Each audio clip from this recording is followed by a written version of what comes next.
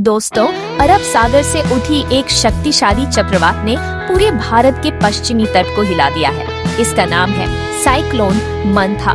मौसम विभाग के अनुसार यह अब तक के इस साल के सबसे तेज और खतरनाक चक्रवातों में से एक माना जा रहा है। इस चक्रवात की उत्पत्ति अरब सागर के दक्षिण पश्चिम हिस्से में हुई, जहां समुद्र का तापमान सामान्य से 2-3 डिग्री ज्यादा था। इसी से उठी गर्म हवा और नमी ने धीरे धीरे इसे तटीय इलाकों के लिए खतरा बना दिया।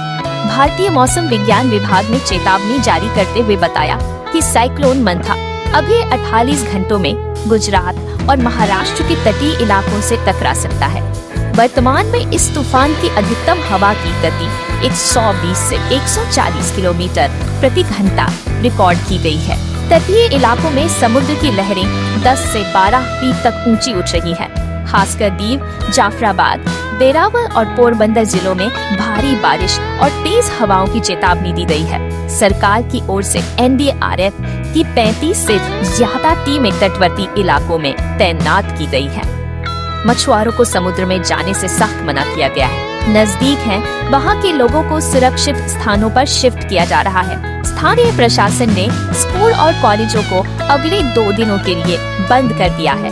गांवों में लोग प्रशासन की घरों को छोड़कर राहत शिविरों की ओर जा रही हैं। भारी बारिश के कारण बिजली और संचार व्यवस्था में बाधा आने की संभावना जताई जा रही है।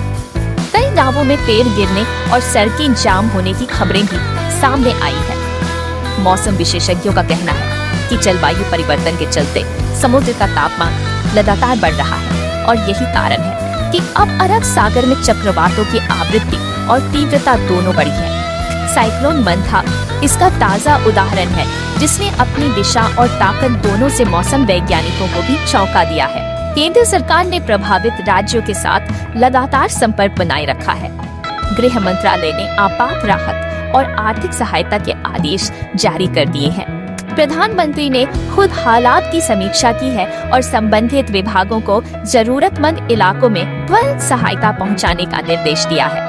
हालांकि कुछ इलाकों में तूफान धीरे धीरे कमजोर पड़ने लगा है, लेकिन भारी बारिश और बाढ़ की वजह से नुकसान अभी भी जारी है। विशेषज्ञों के अनुसार अगले 24 घंटे इस चक्रवात के लिए बेहद अहम होंगे।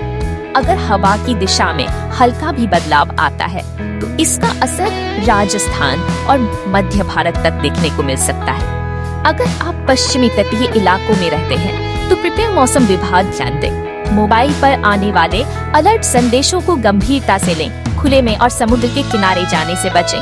प्रशासनिक आदेशों का पालन करें और अपने पड़ोसियों की सुरक्षा का भी ध्यान रखें। साइक्लोन मंथा एक प्राकृतिक आपदा है, लेकिन अगर हम तैयार रहें तो इससे होने वाले नुकसान को काफी हद तक कम किया जा सकता है। हमारी कोशिश यही होनी चाहिए कि हम सचेत रहें, सावधान रहें और एक दूसरे की मदद करें। अगर आपको यह जानकारी उपयोगी लगी हो तो वीडियो को लाइक करें, अपने दोस्तों और परिवार के साथ शेयर करें और हमारे चैनल को सब्सक्राइब करना न भूलें।